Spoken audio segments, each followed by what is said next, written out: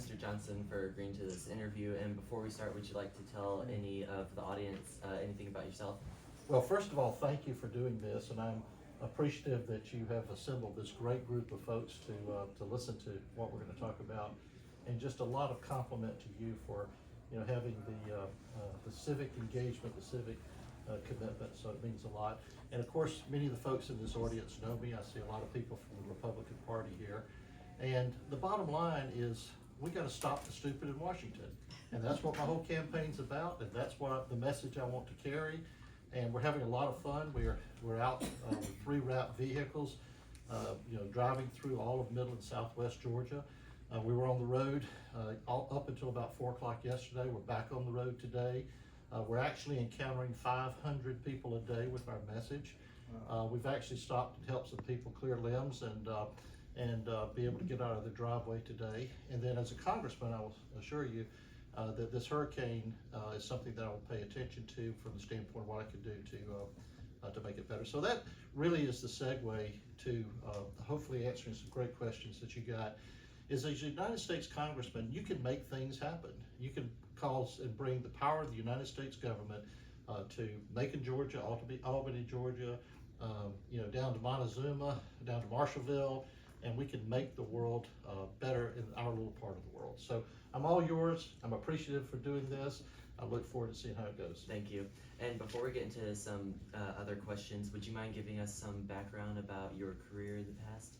Well, first of all, I've been married for 51 years to a charming lady back here. We met in the 5th grade at Pearl Stevens Elementary. We started going together in the 7th grade, and we now are very fortunate to have 7 grandkids.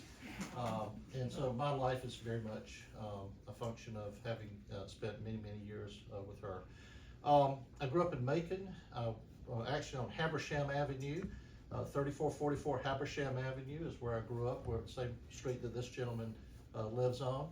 And I went to Pearl Stevens Elementary. I went to Lanier High School. I went to Mercer University on an ROTC scholarship. Had a great period of time in the United States Army. I served with some notable leaders, served with General Norman Schwarzkopf, who was a colonel at the time. Also served with Colin Powell. And then after I got out of the Army, I spent some time in the financial services world, both as a consultant and also as the CEO of some banks. And then I decided to pivot into basically owning and running my own companies. And those were basically oriented towards helping people be able to use their credit cards better. And then when I became 60, I went back to get my PhD in higher education finance. And in 2016, I had my doctorate awarded. And because my research focus was on higher education finance, I learned a lot about student loan finance. And then President Trump hired me and put me in charge of the federal student loan program. And then because I was able to see that a lot of stupid stuff goes on in Washington, that motivated me to seek the opportunity to serve in the United States Congress so we could change the law to stop some of the stupid stuff. So that brings me to us being here today. This is my 2nd time running for this congressional seat. I'm up against Sanford Bishop. Sanford Bishop has been in office for 32 years. Sanford Bishop is a good man. He's just kind of, lost his, let's call it enthusiasm for doing everything that can be done for the people of the 2nd District. So, as they say, maybe the 2nd time's the charm, and if you get bucked off, get back on. And so I'm here, and I'm just looking forward to seeing us win this seat for everybody that's, basically needs a good congressman representing them. Okay, thank you. And we're going to get into the student loan forgiveness eventually, but starting off with, according to a Newsweek article from August, the estimated illegal border crossings are between 10 million by U.S. Customs and Border Protection and 20 million according to former President Trump. What is your stance on the border, and what can you do in Congress to achieve that? Well, the first thing is it's easily between 11 and 20 million. I actually, when I was in the military, we actually lived in Texas, and we spent some time near the border. And this was at a time when it wasn't really problematic, but we still had illegal border crossings, but they were able to keep it under control. It's going back quite a ways. At the end of the day, where we have messed up with our with the illegal immigrant situation, particularly as it relates to the southern border, is we have, under Biden and Harris, they've embraced an open policy of asylum. So the people have figured out if they could come to the U.S., they could claim asylum, and these are people coming from Haiti, they're coming from Venezuela, a vast majority of them, and the second they touch U.S. soil, they're able to claim asylum, and then they get what they call basically paroled into the United States. And I was actually in Venezuela when Chavez came to power. I saw the dramatic change that occurred in what was at that time a wonderful country, but now a third of that population is left, and most of them try to get themselves to the U.S. A lot of them wind up actually in Brazil. And then I've also been to New York and seen the buildings upon buildings that have been converted from hotels to basically places to house the Venezuelan asylum seekers. The biggest issue when these folks are here on a parole basis, they don't have a legal source of money. And so the bottom line is they're winding up turning to crime, in most cases petty crime, in some cases more serious crime, in order to have the cash in order to survive on. At the same time, the United States government is giving them cell phones, it's giving them access to all the community services, basically providing them with housing, which is causing an impact on our needs here in the 2nd District. But you asked the question, what can a United States Congressman do? The first thing that a United States Congressman do is can absolutely 100% vote to slam the border shut, to basically modify the asylum laws, to support our president, and in this case, which will be President Trump, with his intent. And then also we've got to have the strength to be willing to deport.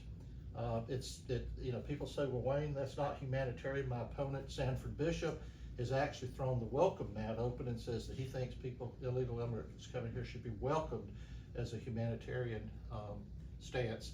The problem is that when they're making room at the table for illegal immigrants, they're actually shoving aside, people that have equal or greater needs that live here. So this is a case where vote and the right kind of vote counts. Sanford Bishop just last week voted against deporting people that have been arrested for sex crimes in the United States, and these are sex crimes such as rape and child molestation. He voted against deporting them. He also voted for still continuing to allow people that have convicted of sex crimes to actually come into the United States under asylum. Those laws have got to be changed, and not only the laws have got to be changed, but we've got to bring focus on making sure that the Homeland Security is enactment and their interpretation of the administration of the laws is in keeping with, quite frankly, not having illegal immigrants here. Now, I do want to say that I have tremendous support for lawful immigration. I have, for many years, helped to foster lawful immigrants coming to the United States. We need the lawful immigration. We need the legal farm workers. They need to be on long-term visas and not short-term visas. But there's a huge difference between lawful immigration and illegal immigration. And then finally, make no mistake, our border issue is not just the southern border. These asylum seekers are actually being flown in by flights paid for by the Biden-Harris administration. So Atlanta is a border town, because when that plane lands in Atlanta, you got illegal immigrants on board that are being welcomed to the United States. We're beginning to see elements of border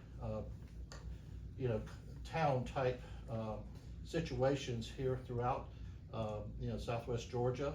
What's going on in Illinois is certainly an example. When you take and basically put thousands of Haitians into a community, it disrupts the balance of the community. So long-winded answer, we got to absolutely enforce the laws that are on the books. That's number one. Number two, we got to make sure the laws don't provide for loopholes. And third, we got to make sure we don't have a president that is willing to bend the rules and bend the law to basically create political favor. Okay. And speaking of the border, China is also reportedly sending fentanyl across the southern border. In 2022, 73,654 Americans died from fentanyl overdoses. What's your response to that? I think fentanyl and the deaths being caused by fentanyl is the greatest heartache we as Americans have. I think it's one of the great heartaches of the world right now.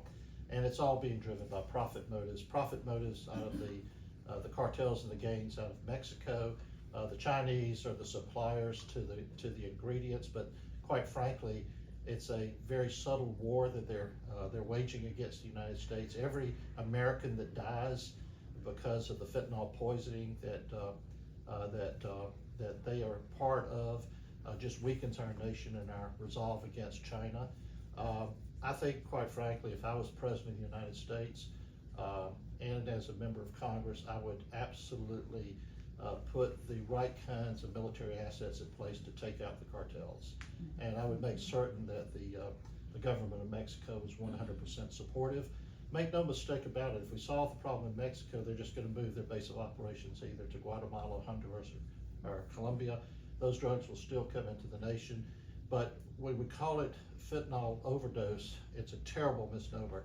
This is intentional fentanyl poisoning, and our youth, and quite frankly, the entirety of society is being impacted by it.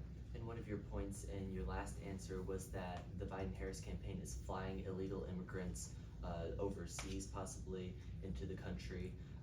Is that intentional? Oh, absolutely, it's intentional.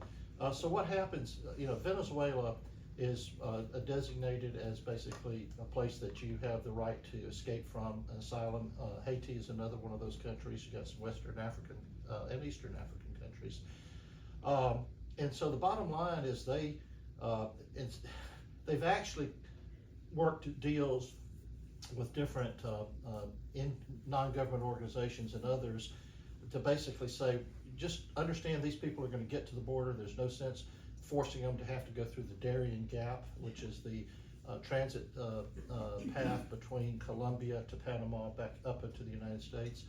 And they're saying, well, we'll just pick them up in Colombia, put them on an airplane, and let them go ahead and arrive in the U.S. If they've gone from Venezuela over to Colombia, then let's go there.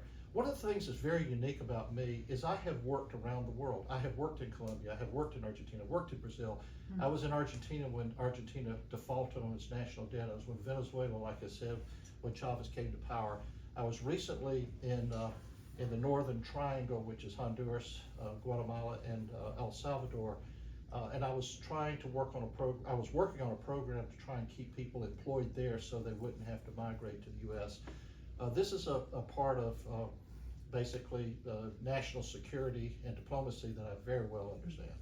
Okay, and when China is sending fentanyl across the border, which are killing many civilians, what's your posture towards China, and what can you do to slow or stop the Chinese aggression towards Americans in the U.S. and in the South China Sea? Well, first of all, the South China Sea is a powder keg that, I think you saw recently a Philippine boat, which is, basically an extension territory of the United States, was rammed by a Chinese vessel, or I don't know if it was rammed, but it was actually, they made contact. And that was a provocative act just to see how the United States would respond. Taiwan is going to be the flashpoint between the United States and China. And China right now is, they're very, let's just say they're not disappointed that we're having tremendous focus of engagement in the Middle East. They're not disappointed that we're having tremendous focus of engagement in Ukraine. They're just waiting for the moment when they can set up shop in Taiwan and then see what we're going to do about it. Military force is something we've got to tread on very carefully as it relates to China. China is subtly eroding and subtly attacking us. When I was at the United States Department of Education, we discovered that the Chinese government and Chinese corporations were making billions and billions of contributions to United States colleges and universities in their research areas.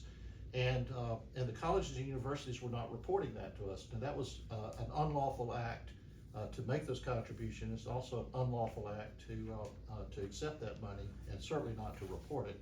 So I worked with Secretary DeVos, and we also worked with the White House under President Trump, and we brought into focus, into light that the Chinese are also stealing our secrets from our university.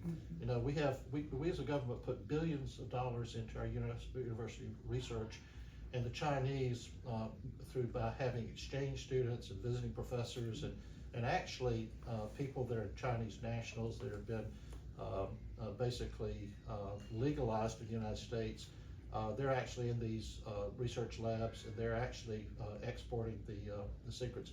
I personally suffered a situation where I had invented a technology to allow people to turn on and off their credit cards using their mobile devices. And before we could get it brought to market in the US, it actually showed up being functioned in China. And part of our research group that actually did that work for us was Georgia Tech.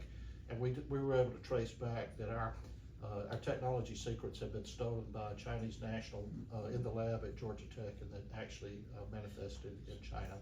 So China's going to, and the other thing people don't realize about China has become the significantly most important trading partner for South American countries. Brazil, big #1 export market for Brazilian products and services, for basically farm products, and even some of their manufactured products like airplanes is going to China. Unfortunately, South Georgia fell into the China trap. The pecan crops in South Georgia, they went from not too many years ago, 50, 60 cents a pound to $3 or almost $4 a pound, because the Chinese decided that they really liked pecans. They call them American walnuts, by the way. And they don't pick them out, they crack them, and then they put soy sauce and all kinds of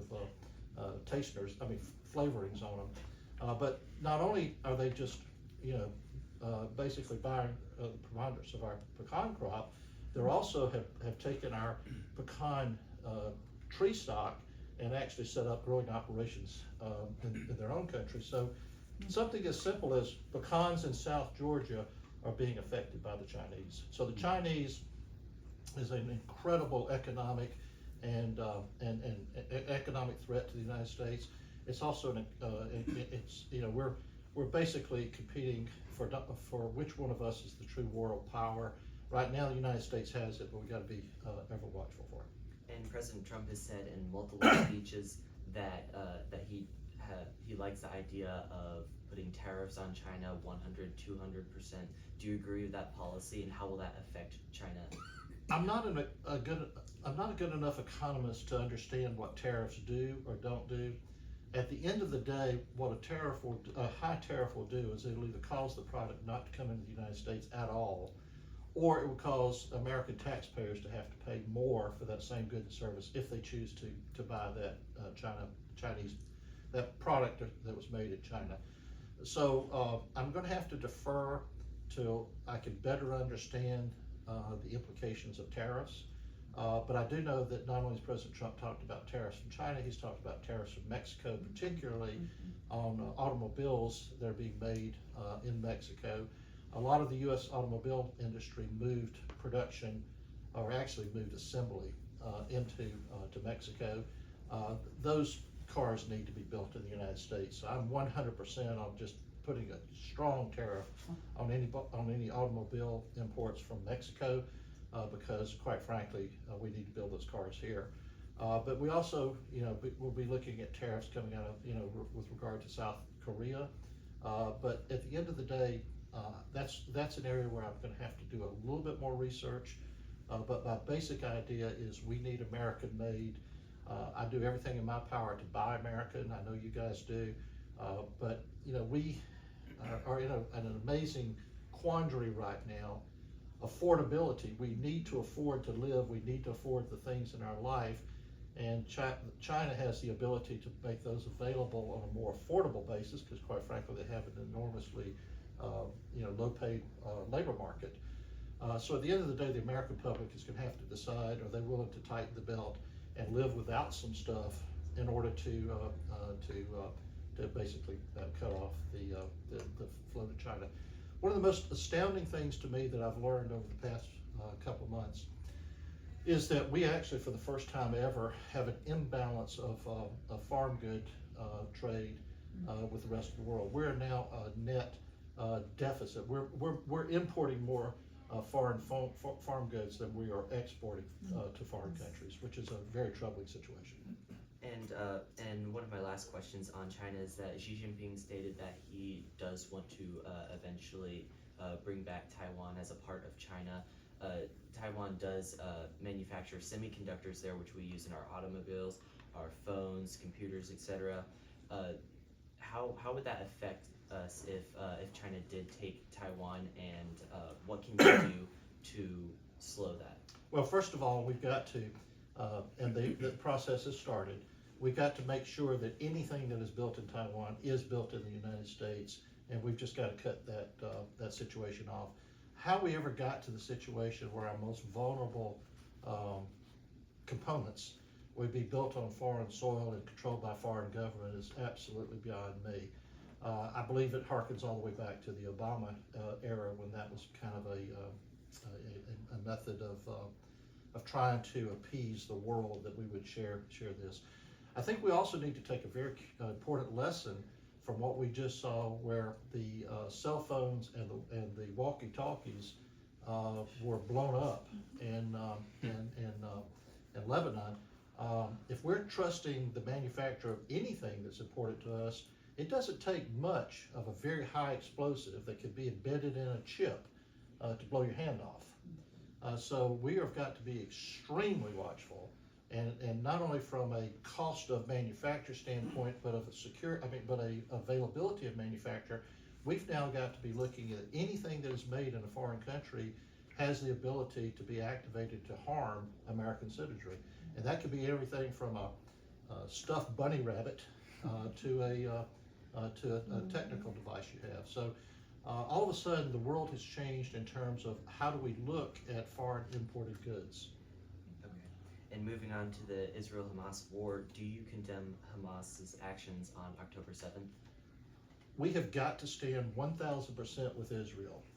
I had an occasion a number of years ago, probably about 7 or 8 years ago. I actually had dinner with President Jimmy Carter. In the course of the conversation, we talked about Taiwan, we talked about North Korea, Joy was there, we talked about other flashpoints of the world, and I asked him the question. I said, President Carter, he said, well, you can call me Jimmy, so we're good friends. And by the way, I'm going to his peanut festival tomorrow morning to help be part of his birthday celebration, and don't be surprised if he's not in the parade. But President Carter, he looked me dead in the eye, and he said, Wayne, if Iran or any of the countries were to ever touch off a nuclear weapon in Israel, that country that deployed that nuclear weapon will be blown off the face of the earth. So how do I feel about it? I think we need to put everything we got behind stopping this stuff. And I personally am on record as saying that I think we need to call for the full evacuation of Gaza, and that Israel literally needs to take over that real estate, because I'm really sick and tired of hearing from the river to the sea. And by the way, they're occupying a lot of that sea. So it was horrendous. They have actually achieved what they wanted to achieve, was causing American to fight against American over the ideological concept of it. But at the end of the day, it's flat wrong, and it needs to be stopped. And do not be a bit surprised if it doesn't escalate to, I won't say World War III, but it's going to escalate higher. And if you see a nuclear weapon go off, then just know there's going to be the wrath of heaven and God coming upon that. Thank you. And by the way, as a United States Congressman, I would vote to support that. And the international humanitarian law requires that rapid and unimpeded passage of humanitarian aid and the freedom of movement for humanitarian workers. Hamas violates this law because they have killed and taken civilians hostage. Israel also violates this law due to the closing off of Gaza, which is not consistent with that body of law. According to this law, they're obligated to allow humanitarian aid and goods through for Gaza's population. If elected, would you push Israel to allow humanitarian aid into Gaza's population, and ultimately, how would you end this war? Well, first of all, humanitarian aid needs to flow. Unfortunately, humanitarian aid gets converted into military, basically resource. So it's a very difficult, tricky question. But at the end of the day, if humanitarian organizations, NGOs, non-government organizations, and even governments want to flow goods, flow, things that are necessary, medical supply, food, water, then let it flow. But as I said earlier, I want Gaza evacuated. I don't want there to be another living soul in Gaza. And I want those people to be basically, welcomed by their fellow you know, by the other countries in the world that basically are sympathetic to Gaza. Unfortunately, I don't believe they're going to throw out the welcome mat. So I think what the problem is there's going to be this huge population of people with nowhere in the world to go, but they sure heck can't continue to stay there right at your doorstep. You need to understand the size of what we're talking about. Israel's less than the size of the state of Georgia. Gaza is basically less than the size of the 2nd Congressional District. So could you imagine if we had that kind of you know, it's not all people in Gaza are a threat, but they're using the citizenry of Gaza as the human shield, and they're also using it as the way to evoke basically the tremendous I would call it discord, perhaps even infighting that we're having in the United States. So as a congressman, I can vote to. At the end of the day, what people need to realize, what Congress does, not different than the Senate, what the United States Congress does is it appropriates money. So at the end of the day, I vote for whether money should be awarded in this regard or not. I vote for whether the law should be passed. When it comes to declaration of war, that's between the President and the Senate. But at the end of the day, you got a microphone when you're a congressman. One of the most powerful things you can do is go into the rotunda of the Congressional Office Building and stand in front of, whether it be you know, Fox or CNN. They're always wanting a congressman to tell them what they think, and I will certainly not hesitate to tell them what I think. Thank you. And since moving on to the Russia-Ukraine war, since the Russian invasion of Ukraine in February 2022, the United States has committed approximately $56.3 billion to Ukraine.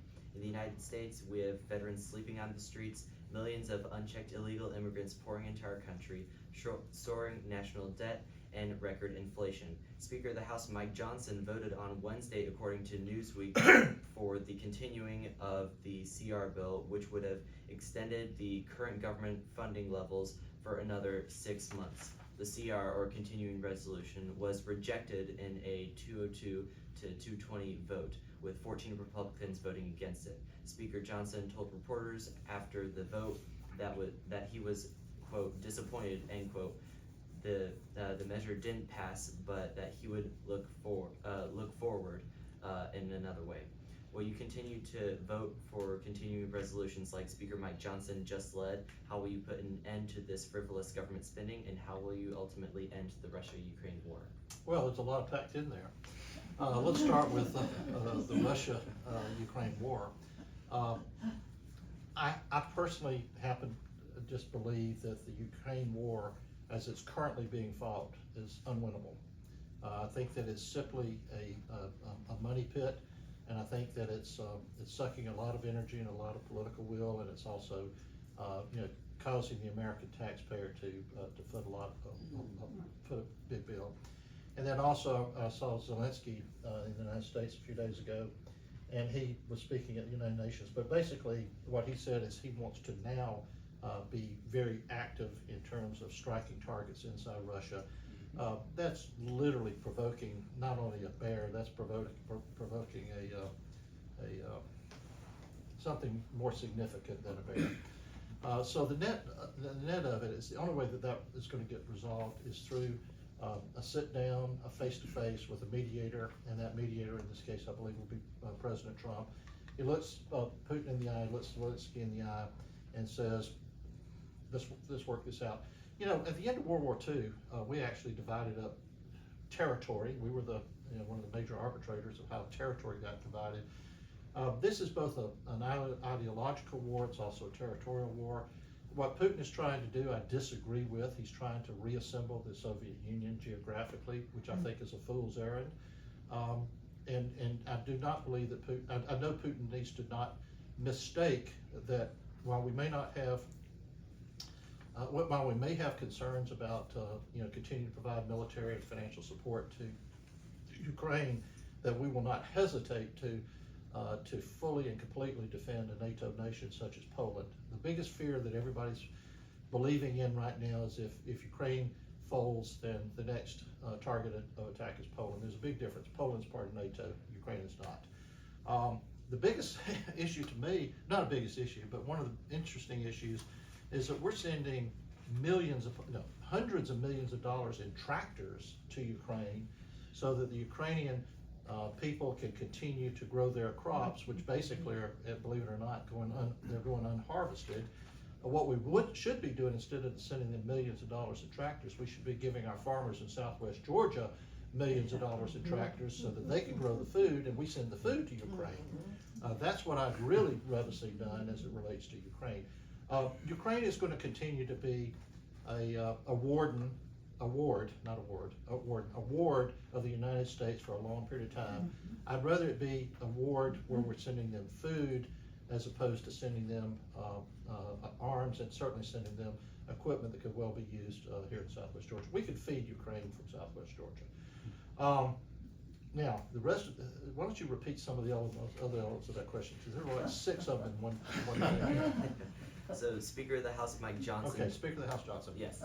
I actually met with Speaker Johnson last week. I met with Tom Cotton, who's the chairman of the Appropriations Committee. The reason I met with them is I wanted to make sure that if I am elected to the United States Congress, that I will actually sit on the same committees that Sanford Bishop's sitting on, primarily the Ag Appropriations Committee, the Ag Committee, and also Armed Service. And I got I have confidence that I will sit on those committees, which is a big deal to be a freshman in the United States Congress sitting on an Appropriations Committee. But I told them it's what was necessary to win and also what's necessary to maintain. Continuing resolution. I was part of the executive branch, and I was part of the executive branch when the government was actually shut down. And at the end of the day, continuing to fund the government carte blanche with continuing resolutions is just plain stupid. Let's just call it what it is. But you don't use that as an inflection point and as a chaos mongering point to try and blackmail or the other members of Congress or even the nation into changing basically changing the trajectory of our spending. You got to change this trajectory of our spending by shutting down entire segments of the United States government. The United States government is unbelievably bloated. I used to run an agency. I had 1,800 direct employees. I had 20,000 indirect employees. I put out $110 billion a year in student loan money. And what astounded me was the average salary of every employee I had was $110,000 a year. Okay, and these were secretaries. Nothing against secretaries. Secretaries should probably get paid the $110,000 a year, but these were people 2 years out of college, basically whining about having to literally show up at the office and just basically cashing these checks. So I can tell you right now that the United States Department of Education, particularly the Office of Federal Student Aid, needs to be ended. It needs to be totally ended. We need to stop putting out money that's not going to get repaid in the form of student loans. We need to go to defined limit grants. The control that the Department of Education is executing over kindergarten through 12th grade education is abominable. To be able to take to say, if you don't go along with this, I'm going to withhold what's called their Title I money, which is just basically money that goes from the federal government down to the K-12s and swells. They've gotten to the point where they believe that they can, particularly under Secretary Cardona, and I'll make this statement: United States Secretary of Education Miguel Cardona is a white-collar criminal. He's a white-collar criminal, and he's basically guilty of honest services fraud. But at the end of the day, the Consumer Financial Protection Bureau needs to be. I used an expression recently when I was in Washington. I said it needs to be cremated and its bones crushed. That's how I feel about the Consumer Financial Protection Bureau, having been from the financial services industry. I find it absurd that the largest consumer expenditure is when you pay for a college, when you go to pay for a college education. There's not a single party of the United States government that controls college pricing, and yet the Consumer Financial Protection Bureau is out there, getting upset about whether your NSF check fee is $22 versus $18. Instead, $100 billion a year is being overcharged to people. So we could just go right through agency after agency. And I think you could reduce the federal workforce by 50% and not miss a beat. And speaking of college, college has been outrageously expensive. Many students have high debt to gain degrees that yield jobs that don't have the income levels to pay off the debt. Can you tell us about your student loan plan and how it addresses the college debt crisis? Yes. First of all, I got my doctorate in how do colleges finance themselves, and what I discovered was that colleges and universities finance themselves by suckering students and their families in to pay high prices, whatever they want to set. And then they've got the complicity of the federal government that will loan or advance whatever the school wants to charge. So you've got, the school can set whatever price they want to do, and the government will make the money, and the student unwittingly, without knowledge, signs on the dotted line because they've been presented with what's entitled a financial aid award letter. What they forget to tell you is aid through the school's definition is I want you to borrow money. Aid through your definition is, well, maybe I got something that in the form of a grant. So here's what it boils down to. We have got to stop an unlimited flow of money being made available to the college to price whatever they want to. We got to stop making federal student loans. Instead, we've got to pivot and say, if you want to go to college, here's a $50,000 quote education line of credit. You can draw upon that as long as you're making basically education advancement, or if you're advancing, you're passing your courses is what it boils down to. And that's all you got. You got $50,000. Use it wisely. You'll be surprised that the colleges will actually match back to that amount of money, and you'll be surprised at how students become very wise in terms of how they want to spend that $50,000. And by the way, it doesn't have to be an 18-year-old. It can be a 50-year-old that wants to go back to school. This could also apply to somebody that's never gone to school. And by the way, so once you know what you're going to do going forward, it's going to be $50,000 per student. By the way, for graduate programs, there'll be another defined benefit grant, and then also supplemental Pell Grants for people that have a lower income. By the way, I believe in Pell Grants for everybody, and I don't believe that grant awards should be restricted based upon your income levels. But once you decide what you're going to do going forward, then you know how to solve the problem. So right now we're sitting with $1.6 trillion on our books, 44 million customers affected, which means every customer affected probably has one or two family members. So we're talking about something that affects pretty much around 80 to 100 million Americans. Now, the way you deal with that, once I know what I'm going to do going forward, then I come back and say, okay, if you owe the federal government, let's say you owe $40,000, that's going to be canceled, but it's going to be canceled in exchange for 10 hours of community or public service. So yes, I am in favor of canceling federal student loans, but only in exchange for 10 hours of community or public service for $8,000 of debt. Now, if you owe more than $50,000, you're going to pay it. Now, I'm going to give you a little factoid point. We have people that owe the United States over $2 million in federal student loan debt. You have to ask yourself how you got there, but the bottom line is the programs that were put in place by the Democrats are actually engineered so that they never get repaid. It's a very complicated subject. I'm actually in conversation with President Trump's team about the idea of these, basically this Opportunity Plus program for canceling debt out in exchange for service. We're calling it the Service Exchange Program. And the U.S. debt has recently gone as high as $35.32 trillion and Right. rising according to the U.S. Treasury. I can't even fathom this number. How do we get out of this situation? This debt is on the back of every American. Can the government even repay the debt at this point? And what happens if we default? And what's the hard truth? Well, when I was first put into office at the Office of Federal Student Aid, I come from the business world, and I'm used to seeing things on balance sheets rounded to millions. And I never will forget them giving me one of my first briefing, and I saw 330, and I said, well, okay, $330 million. They said, Wayne, we need to correct you. That's $330 billion. So to put it in perspective, a million is 1,000 thousands is a million. 1,000 millions is a billion. 1,000 billions is a trillion. So if you were to look at this, I think if I looked at it one time, $1 trillion is equal to, if every second was $1, I'm trying to remember, I think it was like 240 years or something like that. But it's a boatload of money. So when I was there with the Trump administration, the national debt was just a shade under 20 trillion. I was the custodian of 1.6 trillion of that, which had already been borrowed by the federal government and deployed to the schools. And I thought that was just an astounding number, and it did take me a while to get my mind around it.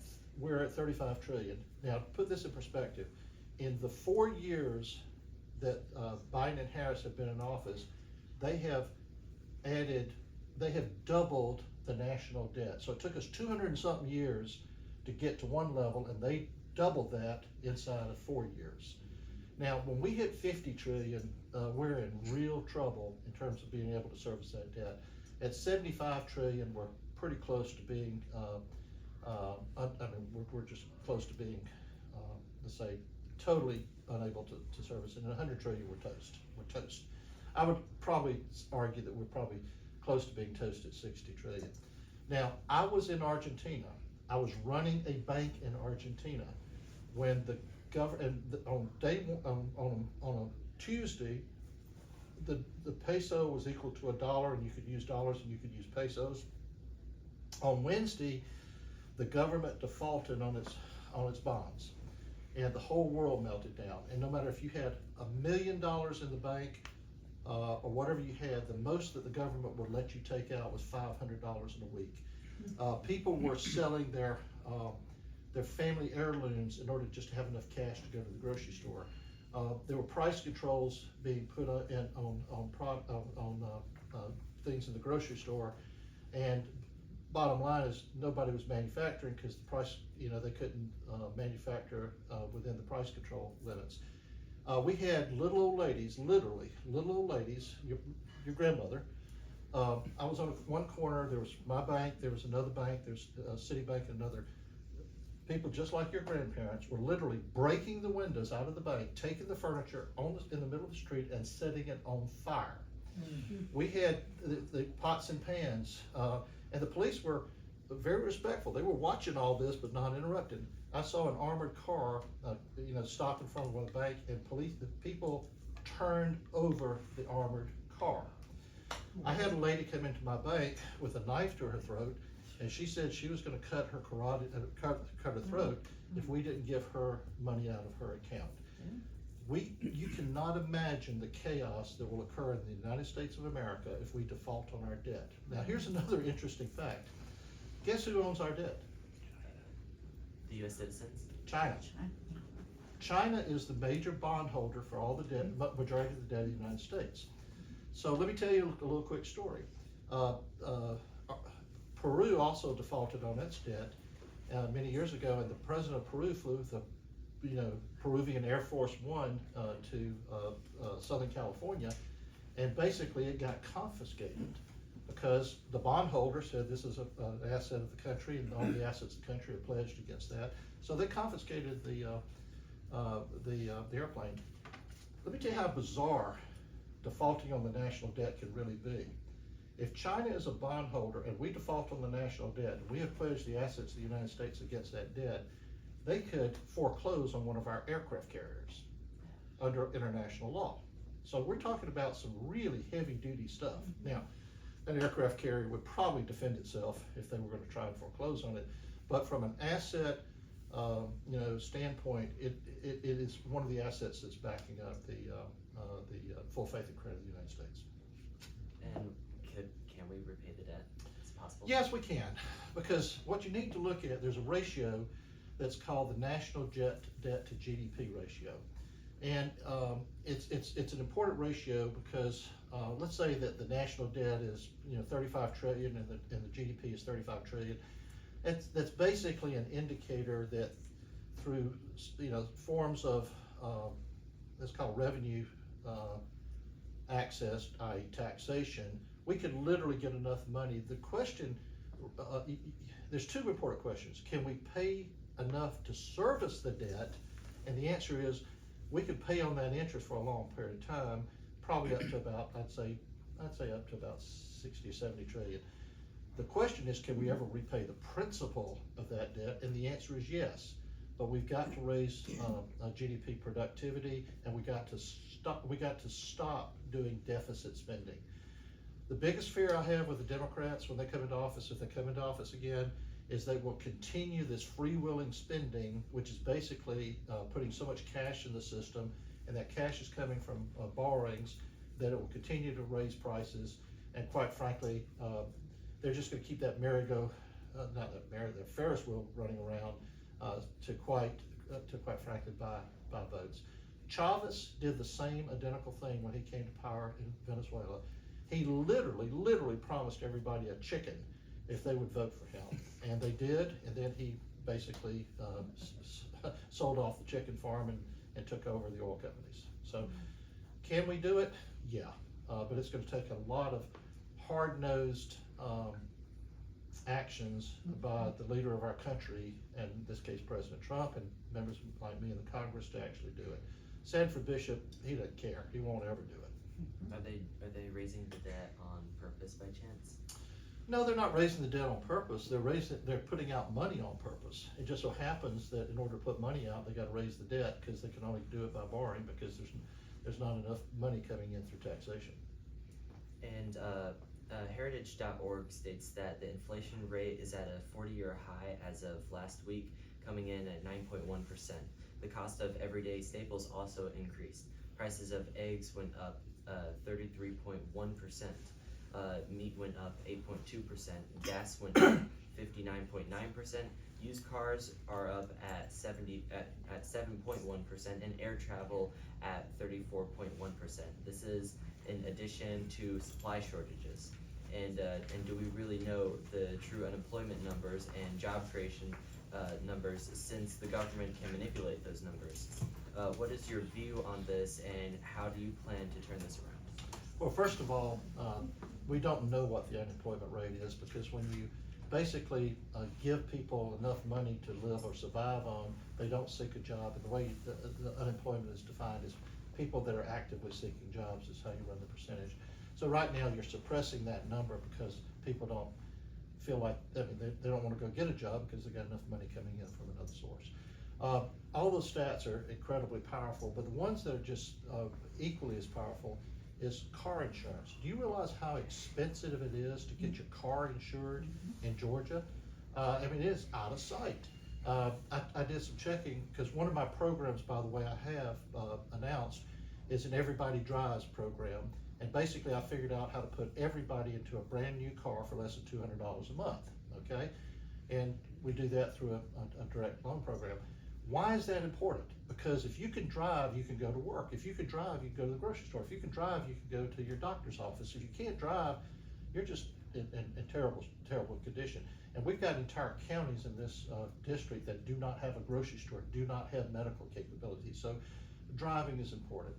But in order to drive, you got to have automobile insurance, because we got just runaway levels of ambulance chasing lawyers that basically are driving our insurance prices out of sight. So I probably just lost all of the ambulance chasing lawyer vote, but at the end of the day, we've got to have tort reform.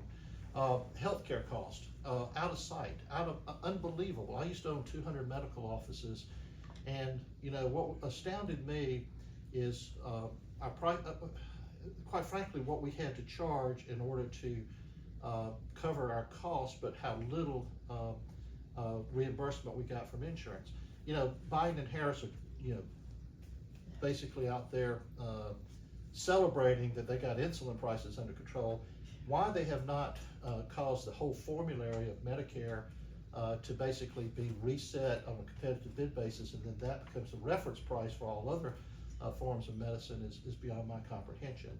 So the price of education is out of control. The price of gasoline, the reason gasoline is out of control is because we shut off the Keystone Pipeline. Joy and I were in Alaska when they built the Trans-Alaska Pipeline. We know that oil could flow and it will not disrupt the economy. It will not disrupt the environment.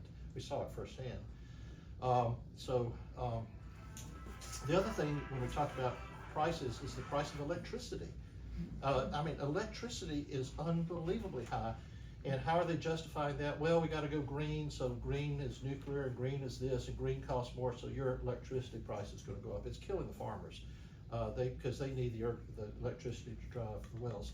So yes, the price of eggs, the price of groceries, and all that stuff is good. I'm going to tell you the number one reason that grocery prices are high is because we have not passed the Farm Bill. Okay, the Farm Bill, which is the single most important instrument that drives all things policy and practice related to the United States, is the Farm Bill. That Farm Bill was supposed to have been passed 5 years ago, and Sanford Bishop has been literally asleep while that bill has not been passed. You pass the Farm Bill, it sets the planning actions for the farmers. It also sets the reference pricing. It also controls foreign import, what can be done with regard to foreign imports. So the Farm Bill is the number one driver to getting groceries down. As a United States Congressman, the way I can help get grocery prices down is to make daggone good sure the Farm Bill gets passed. The way I get gasoline prices down is to make sure that we're drilling for oil. The way that we can also get electricity prices down is, yes, go nuclear, but you can't produce enough solar panels to drive the price of electricity down. You just won't do it. And that's the absurdity of the Inflation Reduction Act, where they got all these green new energy deals in there instead of just, and by the way, it's amazing that Kamala Harris is now believing in fracking is a pretty good thing. I think maybe she got her F's mixed up. That's beside the point. But anyway, all of these things, you really got to get to the common sense things that drive everyday living. Insurance, groceries, housing costs. Another program that I've announced is I've figured out how to launch a program that we could put people, such as yourself, into a brand new 3-bedroom, 2-bath house, including your taxes and insurance, for less than $1,000 a month. And you use the power of the government through some direct programs to do that. Not giveaways, not $25,000 first-time home buyer tax. By the way, if you're going to get a tax credit, you got to have some income to begin with. But the bottom line is, if we could focus on affordability, and we could focus on personal and national security, we're a long ways home in terms of what we got to do. But it's all about affordability. Thank you. And mortgage rates have gone up over 6% for 30-year loans, and home prices have increased drastically with inflation. The American dream is home ownership. What advice can you give to your young people like myself about what can be done so that the American dream is a part of our future? Well, the American dream is a catch-all phrase for many, many things. It's basically a desire for betterment.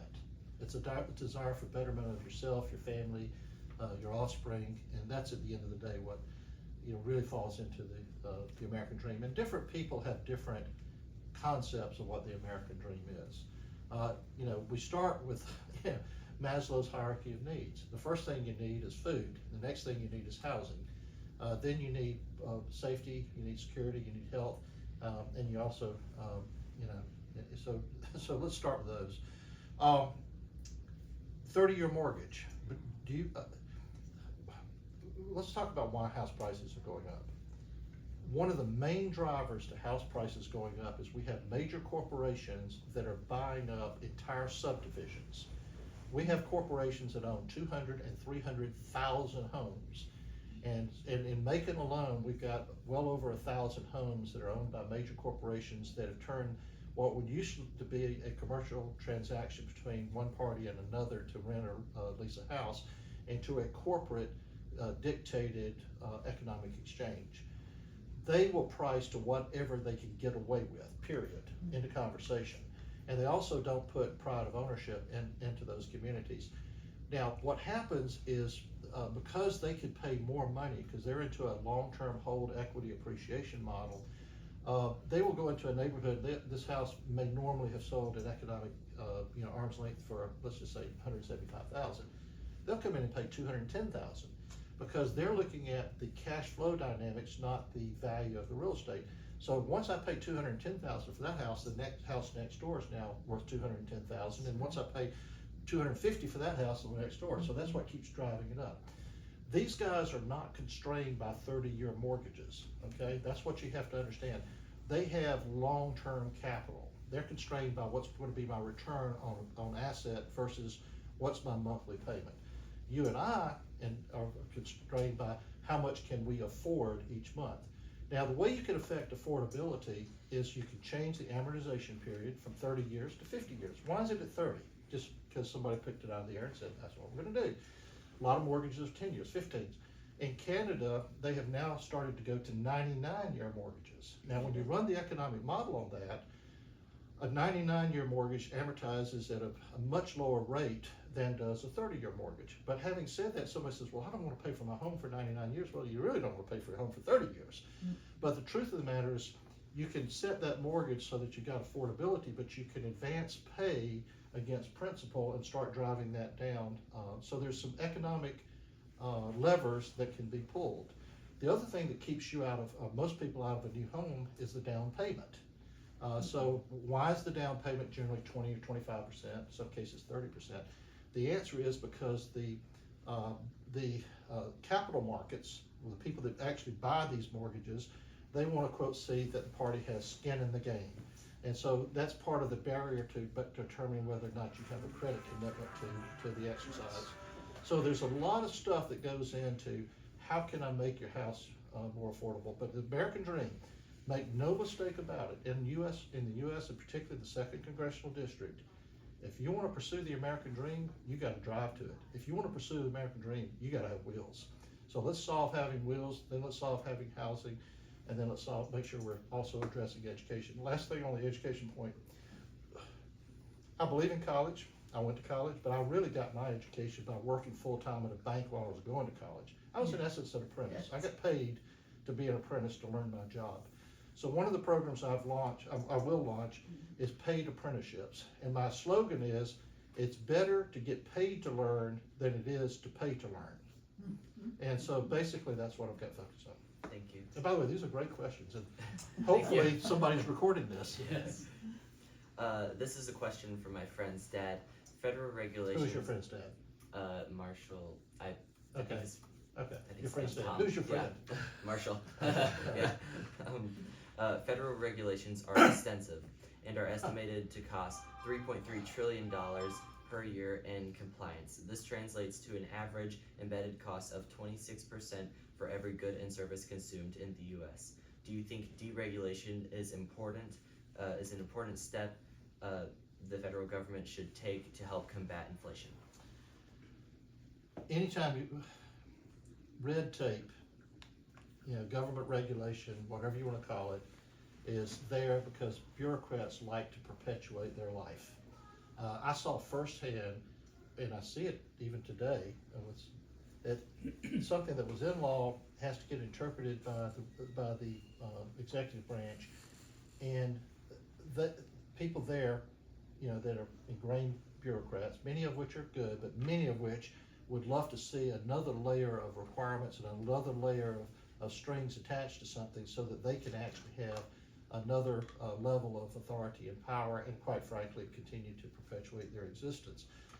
We just need to unregulate. We need to, whether it's deregulation, unregulation, we need to just basically take a chainsaw to the regulatory environment.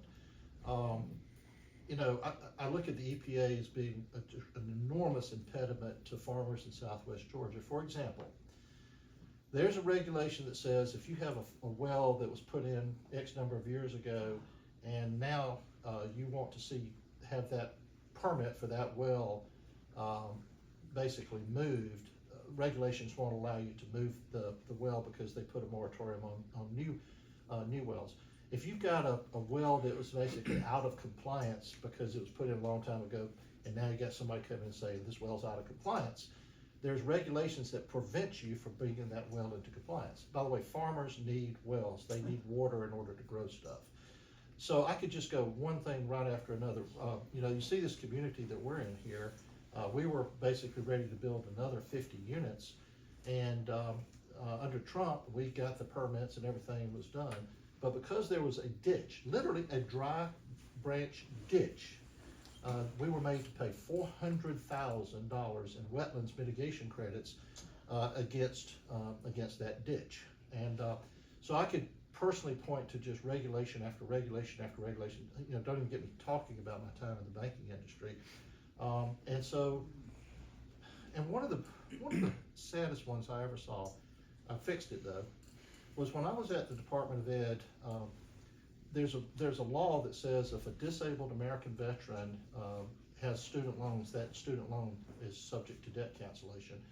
And so to me, it was pretty straightforward. The VA knows that they're disabled. We know that they have a loan. Let's just match it up and automatically discharge. Believe it or not, the VA fought me on that because it turns out there were 400 people at the VA that would process the applications for disabled veterans to try and get their student loans. And if we had done an automatic computer match, those 400 people would have lost their jobs. And my answer was, well, they'd probably better be redeployed doing something good. But there's just stupidity after stupidity after stupidity. And as I go around running for office in this district, I keep asking people, tell me what you think is stupid going on in Washington. Everybody has that's just stupid, Wayne story. Yeah. And speaking of veterans, you're a veteran. I am, and proud to be. And thank you for your service, by the way. And thank my wife for her service and being alongside me during the hard time. So there's a lot of veterans that are now sleeping on our streets in some cities like San Francisco, New York, etc. What can you do in Congress to get those veterans off the streets and with food and water? First thing you gotta do as congressman is go sit down with the head of the Veterans Administration and say, we gotta solve this problem. The VA has medical clinics, the VA has all kinds of healthcare related programs, but there's really not, I call it, the old soldiers home type concept. And I think that reinstituting the concept of an old soldiers home, and by the way, it doesn't have to be old, just a former soldiers home, could go a long way in helping to resolve some of those issues. What you find with veterans is they love to band together, they love to be together, they love to, because there's truly a brotherhood bond there. And I just think that that's an approach that can be taken and should be taken. If we could spend billions of dollars in this country incarcerating people, we can certainly spend money to find a place for veterans to have a good night's rest. Thank you. And as one of the last points of this interview, I'd like to get into Medicare, Medicaid, and abortion. Starting with this, the Declaration of Independence states that we have the right to life, liberty, and the pursuit of happiness. Some argue that abortion denies the smallest humans the rights to life. What do you think about the overturning of Roe v. Wade, and what are your thoughts on abortion on demand? I think the Roe v. Wade was law of the land that enabled people to come to grips with their personal views in concert with, basically legal status of what it's all about. I think there's extremes. I know there are extremes on both ends of the spectrum with regard to that. And I'll give you a specific case in point. Our daughter, Shelley, a little over a year ago, had an ectopical pregnancy, which means the embryo was growing inside her fallopian tube. It was picked up, it was discovered by her physicians, and clearly the medical procedure was to remove that embryo and to save her life, okay? Well, instead, because the abortion situation had gotten into terrible focus in Louisiana, which is where she's from, very draconian, the doctors absolutely refused to take medical steps to take care of her. So it evolved to the point where her fallopian tube ruptured and she almost bled to death, okay? Why did that happen? Because there was a law in the books in Louisiana that said any abortion of any type for any reason, the medical provider would be subject to being jailed. That was wrong, period, wrong. On the other opposite end of the spectrum, we've got people that, under some of the very liberal thinking, you can have what's called partial birth abortion. Nothing is more horrendous than partial birth abortion. That's literally where the baby is 9 months carried, they're exiting the birth canal, and somebody reaches in with a pair of scissors behind their neck and clips their spinal cord. That is horrendous. So where is the middle ground here? I personally believe, and I'm not, again, I have some medical insight. I believe that if whatever's going to go on, it's got to go on within the first 2 trimesters. Once you enter that 3rd trimester, we've got a whole different ballgame here. Yes, our Creator gives us the right. Gives us the ability for life, and I absolutely believe that life begins at inception. But also, I believe that the life of the mother has to take precedence in all cases. And once we forget that basic principle, I think we're off the rails. Are you in favor of the 3 exceptions, life of the mother, incest, and rape? I'm very much in favor of life of the mother. I'm very much rape, because that was involuntary.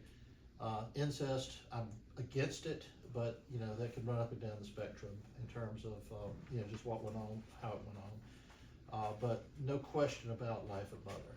No question about becoming pregnant against your will. Now, you haven't asked the IVF, in vitro fertilization question. I am 1,000% supportive of in vitro fertilization. I believe that our society has gotten to a point where many people are waiting later in life to have babies because it's more difficult. In vitro fertilization is a gift, from God, in the sense that the miracle of being able to unite a sperm and zygote is a miracle, however and wherever it occurs, and I support that. Okay. And getting into Medicaid, how do we make Medicaid more compassionate so that those who are on it aren't afraid to get off it? More of the sliding scale than an abrupt end, so that there's an incentive to work and improve one's circumstances rather than punishment for earning higher wages, where they lose Medicaid but still don't have enough income to make it on their own. Medicaid, and we're differentiating Medicaid from Medicare here. Medicaid is intended to make sure that people have basic health care met. And we just flat need to do that. Yes, I'm a Republican. I think I'm a common sense conservative. But at the end of the day, if we don't cause the health of people to be dealt with, then we're ultimately going to be paying another price when we're having to deal with them in a much more difficult or serious medical situation. Do I believe that people avoid, they stay on Medicaid because they're afraid of earning too much money to get off of Medicaid? No. What I do believe is that Obamacare is nuts, and that a lot of people stay on Medicaid because they can't figure out how to, quote, make Obamacare work for them. I think it's beyond insane that if you're at a certain economic level and you, for some reason or another, didn't get your health care, that you're going to get penalized on your taxes because you didn't get health care. That is nuts. And also, we're an employer and we employ people. And so sometimes at the end of the day, people they can make enough money to move forward, but once you burden them with having to pay outlandish health care premiums, they can't. So at the end of the day, I'm not jump up and down against Medicaid. I'm let's make sure it gets deployed and utilized effectively. I think one of the other elements of Medicaid that's not dealt with is dental. You're young enough that you hadn't had this problem, but those of us who are older, nothing will make you more miserable in life than a dental problem. I promise you. You can put up with a sore toe. You can put up with a bunch of ailments. You get a tooth hurting, man, you're going to know it. Thank you. You want to talk about Medicare? You're welcome to. Yeah. Actually, that's what this question's about. This is a question from my mom, but I care about it too, since I've been working several summer jobs now. I've been watching the taxes come out of my paycheck. If I'm forced to pay Social Security and Medicare, then I expect it to be there when I'm eligible at the rate originally promised. Otherwise, it's theft and breach of contract. It wouldn't be fair to make young people continue to pay the same amount towards these programs while reducing our return when we're older. But they say Congress has spent all the funds in SS and Medicare. Is this true? What if Congress was not allowed to spend or touch this money, but instead put all of SS and Medicare funds in the stable, slow growth fund, so that in time the interest on that perhaps paid for Medicaid? Could we change it so that the SS is still mandatorily withdrawn from our paychecks, but give Americans the option to put it into something that gives better returns than what Social Security does? Could we do better in the market, even in low risk funds? The short answer to your question is yes. Now, I can point to other countries. For example, Argentina has the model whereby you're forced to take so much of your paycheck and put it into your own equivalency of 401k. They don't have a Social Security concept. So let's talk about Medicare funding, and you were actually blending Medicare and Social Security there in a common question. So the net of it is there are two types of funding that go on in Congress. There's mandatory funding and there's discretionary funding. When you're talking about the continuing resolution and you're talking about the annual budget of the United States, that's discretionary funding. There are certain programs that are mandatory funding. Social Security is mandatory funding. Federal student loans is mandatory funding. Basically, there are a few others. By the way, keeping our military working is discretionary funding. So what that basically boils down to is the federal government says, no matter if the wheels come off or what we ever have to do, we're going to make sure that programs that are under mandatory funding are funded. Now, what they will do is they will change the rules in terms of this population has this entitlements under mandatory funding, this new population has these entitlements under mandatory funding. So the people that come in under the old rules, and there'll be age breaks, will absolutely get what they have, quote, been promised. The people that come into the new will get what they're promised, but it'll be a new set of promises. So what we've got to do as a member of Congress is make sure that we understand what these new sets of promises are. And you're dead on correct. The government has not taken that the mandatory funding obligations, and they have not taken the money that comes in and set it aside so it's actually growing. What you're basically talking about is basically explicit set aside funding is what you're really talking about. So we haven't done that. So we're back to the full faith and credit of the United States. And so the question is, can we continue to grow the nation? Can we continue to make sure our mandatory funding programs are funded? And then, quite frankly, discretion. So everybody talks about cutting, and when they talk about cutting expenses of the United States government, they talk about cutting discretionary funding. But for the first time ever, under Trump actually, we started looking at how to deal with mandatory funding programs. So the answer to your question, maybe it's not the question, but a response to some of the question elements, we got to pay careful attention to the mandatory funding programs and how they're going to be perpetuated. And right now the government says, nothing stronger than the full faith and credit of the United States. What you're advocating is there could be another custodian of funds that's actually more reliable than the United States government. Thank you. And one more question before closing. Trust in our elections is at an all-time low. What changes need to be made to secure our elections and restore confidence? Wow. First of all, I'm running for the United States Congress, and I'm operating with the assumption that the election will be fair. I'm operating the assumption that it will be counted, but I'm also operating the assumption that we got great people that are going to trust and verify. And I'm extremely dependent upon the poll watchers. My district has a history of having miracle votes show up at the 11th minute, the 11th hour. And so I'm really particularly keen on the fact that they're going to be watching the absentee ballots closely. Now, I've actually, one of the programs that I did my business around was the idea that if you get a credit card or a debit card, you had to call an 800 number to activate the card. That's called two-factor authentication, the way we went about doing that. I believe that our absentee ballots should be subject to two-factor authentication, and that the same practices we use to protect our money should be used as the practice to protect our absentee ballots. So the in-poll, I believe it's going to work. At least I believe there will be a reconcilement of the number of votes cast and the number of votes shown. I have to believe that that our Secretary of State has done a good job and will continue to do a good job of making sure that the computers run right. I'm most concerned about those things that do not run through the vote tabulation machines.